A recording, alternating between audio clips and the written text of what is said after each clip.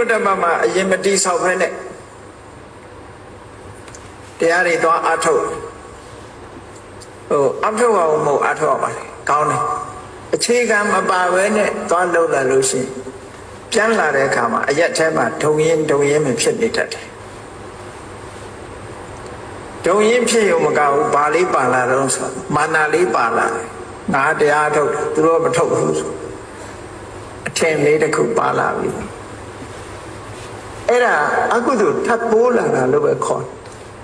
စိတ်ဟာစင်ကြဲလာတာမဟုတ်မာနကထပ်တွယ်ကပ်လာအဲ့ဒါမစင်စားသင့်ဘူးပေါ့နော်အဲ့မာနတရားဆိုတာဟာအတုကန္တနာပရဝမ္ပနာလို့ဆိုတဲ့ဟာအမှန်တမ်းမကောင်းတဲ့သဘောထားလို့ဒီလိုကိုတော့ထင်ကြီးတယ်ချီးမွမ်းတယ်သူများကိုတော့ထင်သေးတယ်ကဲအရှုတ်ချတယ်ဆိုတဲ့ဟာသူတော်ကောင်းတွေဆက်ဆုပ်တဲ့အမှုအကျင့်တစ်ခုပဲဒါကြောင့်မို့အဲ့ဒါမျိုးကိုယ်တဏ္ဍာမှာမဖြစ်စေရဘူး